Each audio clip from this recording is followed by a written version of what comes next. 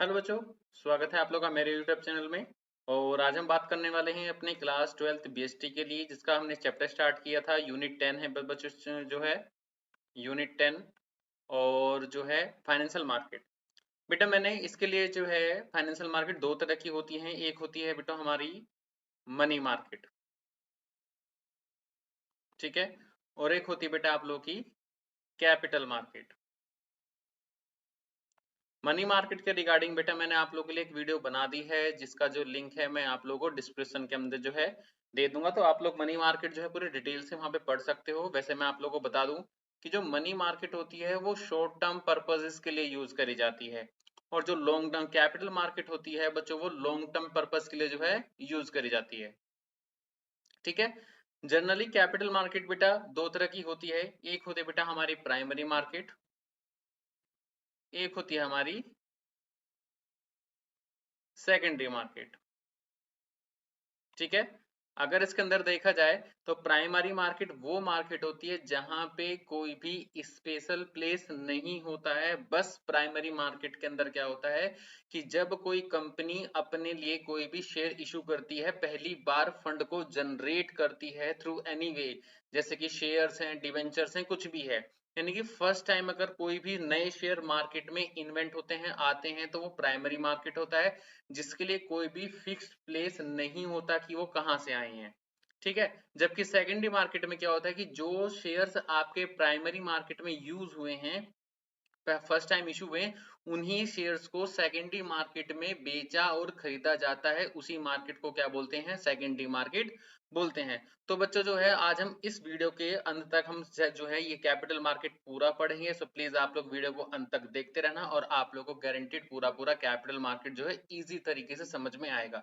मैं आप लोग को यहाँ पे क्या है कि कॉन्सेप्ट लिखूंगा, और बाकी सब कुछ मैं आप लोग को हिंदी के अंदर ही डिस्क्राइब करने वाला हूँ। बस आपको मेन पॉइंट जो है एग्जाम के अंदर वो पूरे अच्छे से लिखने होते हैं। उसके अंदर की जो लैंग्वेज है आप उसे अपने आप से बनाकर लिख सकते हैं।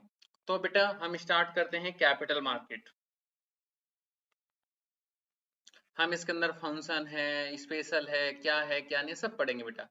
कैपिटल मार्केट का मतलब होता है कि लॉन्ग टर्म मार्केट, यानी कि इस मार्केट के अंदर जो है जब कोई कंपनी फंड रेज करती है तो वो हमेशा लॉन्ग टर्म पर्पस के लिए ही फंड रेज करा जाता है।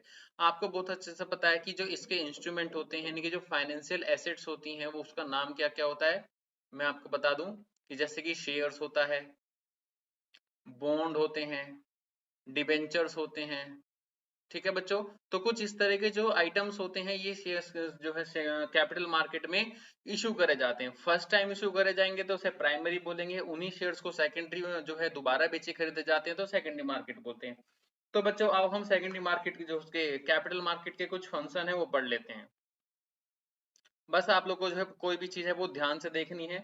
नेचर, या फिर आप उसे क्या बोलोगे, फीचर्स ऑफ कैपिटल मार्केट। पहला इसका क्या होता है कि it's idea deal in long term security, it deals in long term securities. बच्चों जैसे कि आपको पता है, मैंने बता दिया कि लॉन्ग टर्म का मतलब क्या है। अगर कोई भी कंपनी जो है अपने शेयर्स, बॉन्ड, डिवेंचर मार्केट में इशू करती है तो उन्हें ही जो है बेटा हम लॉन्ग लॉन्ग टर्म बोलते हैं। शेयर्स, बॉन्ड, डिवेंचर, ये सब चीजें होती हैं। दूसरा है कि ये लॉन्ग टर्म आपकी फाइनेंशियल रिक्वायरमेंट्स को पूरा करती हैं। It satisfy long term financial requirement. ये इनको जो है जितने भी हमारी लॉन्ग टर्म, जैसे कि हमें कोई मशीन खरीदनी है, हमें कोई नया प्लांट लगाना है, हमें नई कोई प्रोडक्ट लाइन लगानी है जिसके लिए यूज ऑफ कैपिटल की रिक्वायरमेंट होती है, तो वो सब जो है कैपिटल मार्केट से हमें इजीली अवेलेबल हो जाता है। It perform trade off function. Trade off function का मतलब होता है कि यहाँ पर जो आपकी डिमांड होती है, यानी कि जो रिक्वायरमेंट, जिनको पैसों की जरूरत होती है, और सप्लाई, जिन यानी कि जो पैसा को इन्वेस्ट करना चाहते हैं, दोनों ही कैसे होते हैं? बैलेंस पॉइंट ऑफ व्यू के अंदर होते हैं। यानी कि डिमांड और सप्लाई कैसे होते हैं? दोनों ही बिल्कुल एक्यूरेट फॉर्म में होते हैं। आगे इंपॉर्टेंट पॉइंट है ये वाला, help it help in capital formation, या अगर आप कभी भी कैपिटल मार्केट से जो है मनी को विड्रॉ मतलब कि बोरिंग्स करते हो, तो सिंपल सी बात है, इससे एक नई चीज की जो है उत्पत्ति होती है। जैसे कोई नई एसेट्स बन गई, नया कोई प्लांट बन गया, जैसे कि होते हैं लैंड, प्लांट, मशीन, कंप्यूटर, ये सब लॉन्ग टर्म चीजें होती हैं। जो बिजनेस की जो इन्वेस्ट एसेट्स होती हैं, इन्वेस्टमेंट होती है, वो सारी की सारी जो है बेटा कैपिटल फॉर्मेशन के थ्रू ही जनरेट करी जाती हैं। ठीक है। फिफ्थ पॉइंट क्या होता है? It help creating liquidity. It help in creating liquidity. Liquidity का मतलब होता है कि बेटा कोई भी चीज कितनी सरल आराम से जो है इजीली वे में बनाई जा सकती है, जिसको हम कन्वर्ट किसी भी चीज के अंदर कर सकते हैं। तो बच्चों ये सारे पॉइंट हैं, इन पॉइंट्स को जो है आप आराम से किसी एक कॉपी के अंदर लिख सकते हैं। इनको जो है बार बार वीडियो सुनकर जो है आप अपने आप को रिटेन कर सकते हैं। कोई भी एग्जाम्पल ले सकते हो जो कि आपकी इन पॉइंट्स के अंदर बिल्कुल फिट बैठता हो, तो समथिंग जो है वो आपके लिए जो है बहुत अच्छा हो जाएगा। यहाँ पे बेटा हमारा जो है फीचर्स ऑफ जो है कैपिटल मार्केट खत्म हो गया। अब बात आती है हमारी प्राइमरी मार्केट की।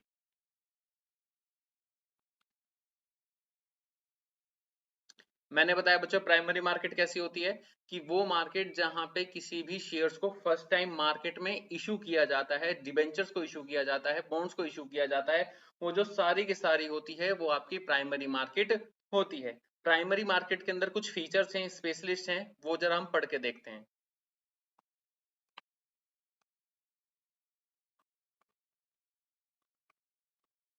Number 1 point,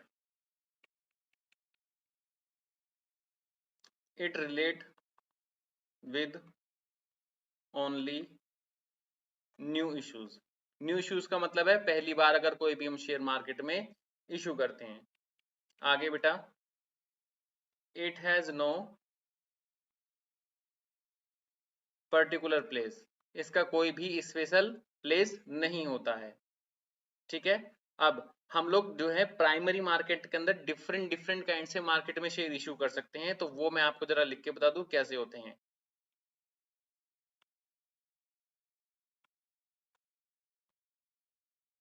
it has various issues, यानी कि method of floating capital.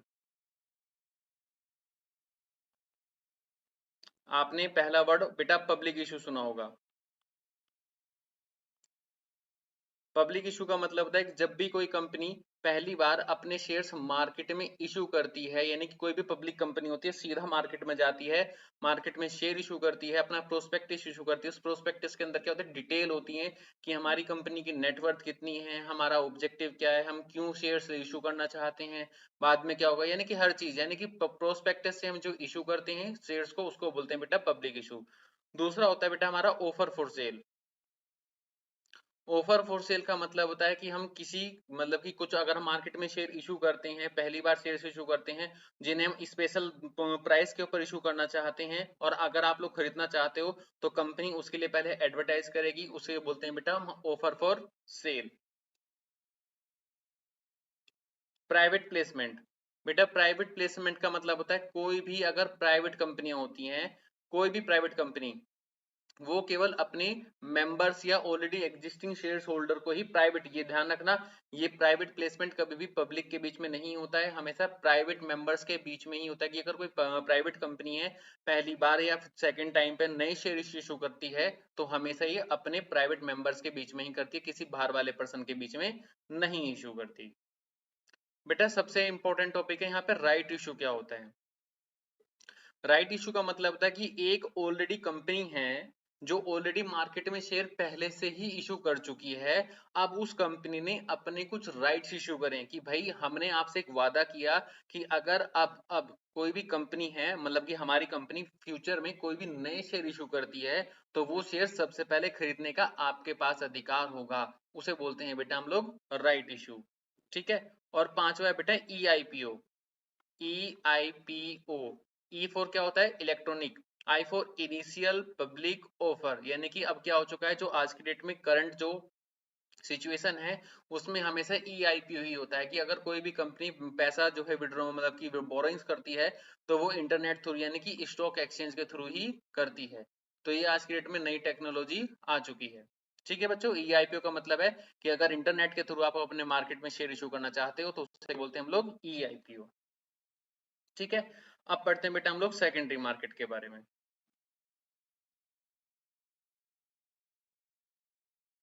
Secondary market, बेटा सेकेंडरी मार्केट मैंने आपको बताया कि जब फर्स्ट टाइम मार्केट में शेयर इशू हो चुके हैं प्राइमरी मार्केट के थ्रू, अब जब उनका दोबारा से सेल और परचेज करा जाता है तो हमेशा सेकेंडरी मार्केट में करते हैं। बच्चों ध्यान रखना, प्राइमरी मार्केट में ऑलवेज सेल होता है, बाय नहीं होता है। सॉरी, मतलब कि हम लोग कोई भी कंपनी होती है मार्केट में शेयर बेच सकती है, दोबारा खरीद नहीं सकती। सेकेंडरी मार्केट में आप सेल और बाय दोनों कर सकते हो, यानी किसी एक शेयर को बेच सकते हो, अगले सेकंड में खरीद सकते हो, फिर बेच सकते हो, फिर खरीद सकते हो। तो इसमें ये होता है। तो सेकेंडरी मार्केट के अगर हम आपसे फीचर्स की बात करें, फीचर्स ऑफ सेकेंडरी मार्केट,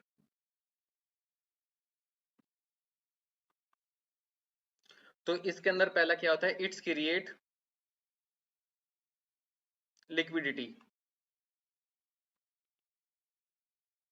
यानी कि ये क्या है कि लिक्विडिटी इन द सेंस होता है कि आप एक सेकंड में शेयर बेच सकते हो और एक सेकंड में शेयर खरीद सकते हो। यानी कि यहाँ पे जो है बेटा बहुत ही ज्यादा लिक्विडिटी आप लोगों को जो है प्रोवाइड करी जाती है। It comes after primary market. Secondary market जब भी आती है वो हमेशा प्राइमरी मार्केट के बेटा बाद ही आती है। It has a particular place, इसका मतलब है कि इसका एक फिक्स जो है प्लेस होता है, जो कि स्टॉक एक्सचेंज होता है कि आप वहां पे जाके कभी भी शेयर खरीद सकते हो, कभी भी बेच सकते हो। तो उसका नाम क्या होता है, स्टॉक एक्सचेंज। यहाँ पे जो है लाखों करोड़ों शेयर पर डे बेचे जाते हैं और खरीदे जाते हैं। It encourage new investment, it encourage new investor या इन्वेस्टमेंट। यहाँ पे क्या होता है, हम छोटी छोटी अमाउंट्स के अंदर भी शेयर इन्वेस्ट कर सकते हैं। इसलिए जो हाउस होल्ड होते हैं जो प्राइमरी मार्केट में मोटा पैसा इन्वेस्ट नहीं कर सकते हैं, वो सेकेंडरी मार्केट में 10, 5, 20, 100, 1000, लाख, करोड़ रुपए कुछ भी कितना भी इन्वेस्ट कर सकते हैं। तो वो जो है नए इन्वेस्टर्स को बेटा हम अट्रैक्ट करते हैं। तो ये सारी बातें जो है समझ में आई होंगी, होप सो आप लोगों को। ठीक है, अब बात करते हैं, मैं आपसे एक बार बार एक वर्ड बोल रहा हूँ जिसका नाम क्या है बेटा, स्टॉक एक्सचेंज क्या होता है। तो स्टॉक एक्सचेंज क्या होता है कि ये एक जो है इंस्टीट्यूशंस होते हैं। क्या होते हैं बच्चों, ये इंस्टीट्यूशंस होते हैं जिसमें कि शेयर्स को बेचा और खरीदा जाता है कुछ लॉज के अकॉर्डिंग, कुछ नियम कायदे कानून होते हैं। यहाँ पे अपनी मर्जी से कोई भी उठकर नहीं आ सकता और अपनी मर्जी से कोई भी उठकर नहीं जा सकता। अगर किसी को इसके अंदर एंटर होना है तब भी जो है परमिशन लेनी है, और अगर कोई यहाँ से जाता है एज ए ब्रोकर के रूप में तब भी जो है उसको परमिशन लेनी पड़ेगी। यहाँ पे कोई भी पर्सन शेयर खरीदने नहीं आ सकता, कोई भी नहीं जा सकता। सबसे पहली बात है, अगर कोई यहाँ पे शेयर बेचने के लिए खरीदने के लिए आएगा तो पहले वो अपने आप को रजिस्टर्ड कराएगा कि भैया मैं यहाँ पर रजिस्टर्ड हूँ, रजिस्टर्ड होना चाहता हूँ। और रजिस्टर्ड होने के बाद में मैं शेयर को खरीदने और बेचने का काम करना चाहता हूँ। तो कोई भी as a share holder, as a कोई भी ब्रोकर यहाँ पे आ सकता है। तो ये होता है स्टॉक स्टॉक एक्सचेंज। जनरली जो स्टॉक एक्सचेंज का मेन काम होता है वो अपनी इकोनॉमी को बूस्ट अप करने के लिए होता है, कि यानी कि अगर अलग अलग शेयर होल्डर से स्टॉक एक्सचेंज में पैसा आएगा तो उस पैसे को जो है हम कंपनियों को देंगे और कंपनियां जो है उसे अपनी इन्वेस्टमेंट करेंगी। और जितनी ज्यादा इन्वेस्टमेंट होगी प्रोडक्शन उतनी ज्यादा होगी, प्रोडक्शन जितनी ज्यादा होगी हमारे देश का जो डेवलपमेंट है वो उतना ज्यादा यहाँ पर होगा। तो स्टॉक एक्सचेंज क्या है बेटा, एक तरीके से हमारी इकोनॉमी को बूस्ट अप करने के लिए जो स्टॉक एक्सचेंज बनाए जाते हैं। ठीक है, अगर हम यहाँ पे फीचर्स की बात करें तो फीचर्स ऑफ स्टॉक मार्केट क्या होता है, स्टॉक एक्सचेंज बेटा ये ऑर्गेनाइज मार्केट होती है। ऑर्गेनाइज मार्केट का मतलब क्या होता है, ऑर्गेनाइज मार्केट का मतलब होता है कि यहाँ पे जो है एक मतलब कि मैनेजमेंट होता है, सुचारू रूप से चलाने के लिए कुछ मेंबर्स बैठे होते हैं। वो हमेशा जो इसको रेगुलेट करते हैं, कंट्रोल करते हैं, इसलिए इसको बोला जाता है ऑर्गेनाइज मार्केट। ठीक है, आगे बेटा,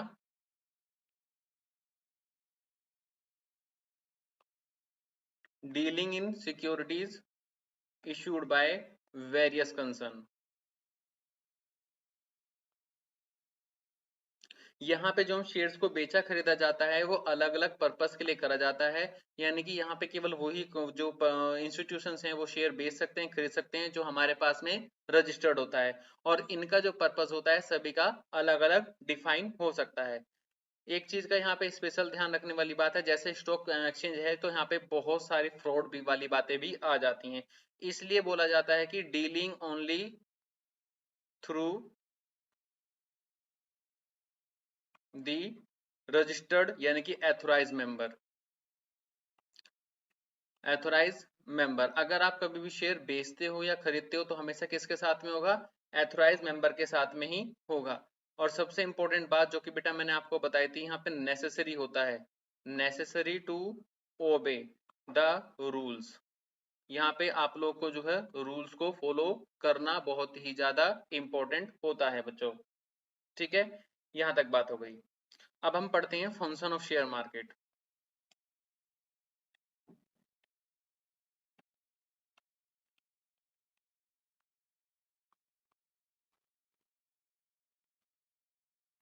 नंबर 1, सबसे पहले क्या है बेटा? Providing liquidity and marketability to existing security. क्योंकि शेयर जो सेकेंडरी मार्केट होता है, सेकेंडरी मार्केट के अंदर हम केवल एग्जिस्टिंग शेयर्स को ही जो है बेच सकते हैं, खरीद सकते हैं। इसलिए इस पॉइंट के अंदर बोला गया कि आपको प्रोवाइडिंग लिक्विडिटी दिया जाता है, मार्केटेबिलिटी दिया जाता है और एग्जिस्टिंग सिक्योरिटी के लिए ही दिया जाता है, बाकी नहीं होता, ठीक है बच्चों। आगे सेफ्टी ऑफ ट्रांजैक्शन, यहाँ पर जो है फ्रॉड होने के चांसेस बहुत ही ज्यादा कम होते हैं, इसलिए आपको बोला जाता है कि जो भी ट्रांजैक्शन होती हैं वो आप लोग सेफली कर सकते हो, इसमें किसी भी चीज का जो है आपको लॉस नहीं होगा। हाँ, शेयर्स के बेचने खरीदने में लॉस हो सकता है, लेकिन जो ट्रांजैक्शन होती है, पैसे मर जाते हैं, जो है अनसक्सेसफुल हो जाती है, यहाँ पे जो है बेटा उसके चांसेस बहुत ही ज्यादा कम होते हैं। मैंने अभी बताया था कंट्रीब्यूट टू इकोनॉमिक ग्रोथ, जो आपकी ये मार्केट होती है, एक्सचेंज मार्केट होती है, वो आपकी इकोनॉमी को बूस्ट अप करने में या उसको ग्रो करने में बहुत ही ज्यादा बच्चों हेल्प करती हैं, ठीक है। उसके बाद बोलते हैं बहुत सारे जो पर्सन्स होते हैं जो मार्केट में सट्टा लगाते हैं, स्पेकुलेशन करते हैं, तो प्रोवाइडिंग स्कोप फॉर स्पेकुलेशन, यानी कि यहाँ पे जो सट्टा आप लोग लगा सकते हो, इस चीज की भी सुविधा यहाँ पे बेटा उपलब्ध है, आप लोग कभी भी किसी भी शेयर्स के ऊपर जो है जो बोली लगा सकते हो, ठीक है। अब यहाँ पे बात करते हैं कि आप लोग ट्रेडिंग कैसे करते हो, प्रोसीजर क्या होता है।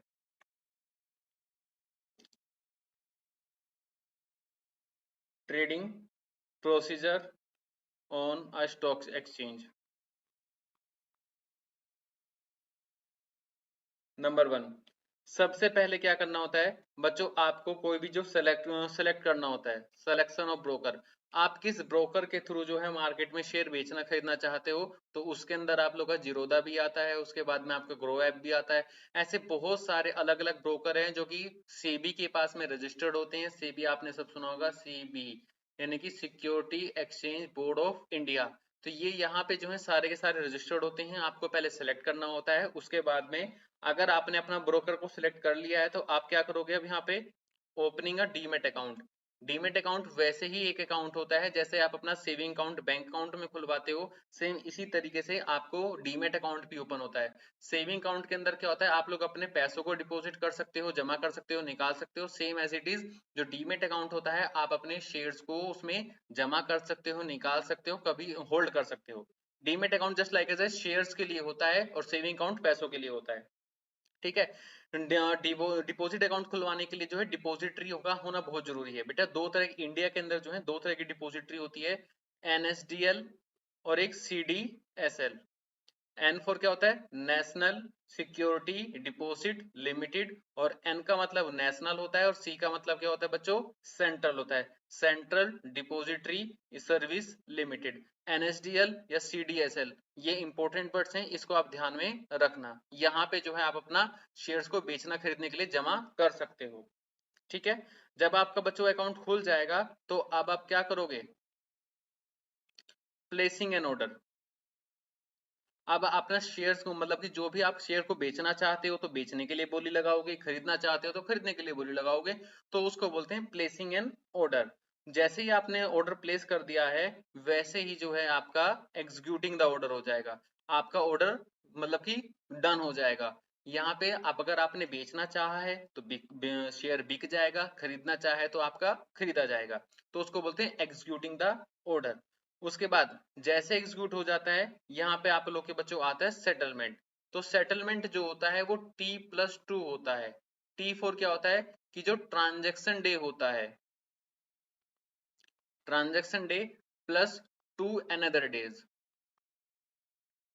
भाई बैंक में अगर आप लोग पैसा जमा करते हो, निकालते हो, तो उसके लिए भी टाइम लगता है। तो सेटलमेंट क्या होता है T+2, यानी कि transaction debt plus 2 another days. इनको सबको मिला के जो है बनाया जाता है। तो ये हो गई बेटा बात जो है हमारी कि प्रोसीजर कैसे होता है हमारा स्टॉक एक्सचेंज के अंदर। अब अगर हम बात करते हैं बेटा अपने सेबी की,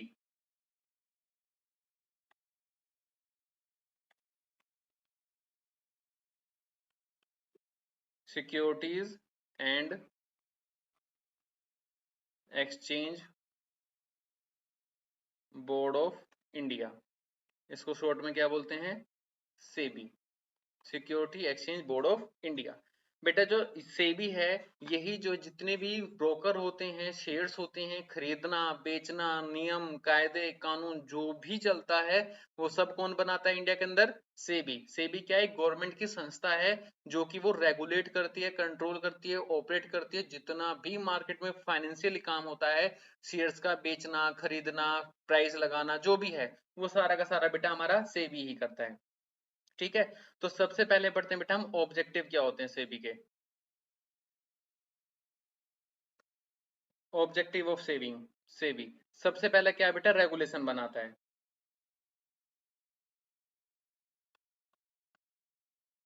रेगुलेशन ऑफ स्टॉक एक्सचेंज।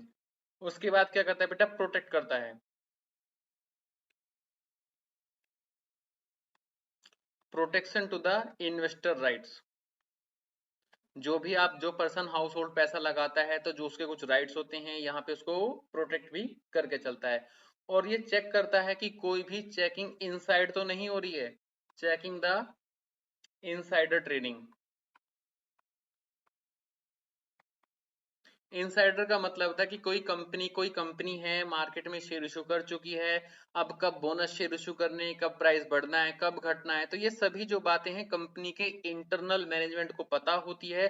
और हम इंटरनल मैनेजमेंट के ऊपर रिस्ट्रिक्शन लगाते हैं कि आप कोई भी चीज जो है मार्केट में अनाउंस नहीं करोगे, या फिर अपने आप से कोई भी बेचना खरीदना आप नहीं करोगे, तो जिसके लिए जो होता है उसको इनसाइड ट्रेडर बोला जाता है, और उसको जो है हम लोग प्रोटेक्ट करके चलते हैं। ठीक है, और जितने भी ब्रोकर होते हैं सभी के ऊपर क्या होता है, control on the broker. Government का सेबी का क्या होता है बेटा, ब्रोकर्स के ऊपर कंट्रोल होता है। ठीक है, ये सब बातें जो हैं हमारी यहाँ तक चीजें हैं। उसके बाद बेटा मेन तो आप लोग का जो सिलेबस है वो इतना ही है, इतना ही आएगा। और इस चीज के लिए अगर आप लोगों ने मेरी वीडियो अंत तक देखी हो, सो प्लीज थैंक यू, और प्लीज लाइक और सब्सक्राइब जरूर करके जाना। सो आज के लिए थैंक यू।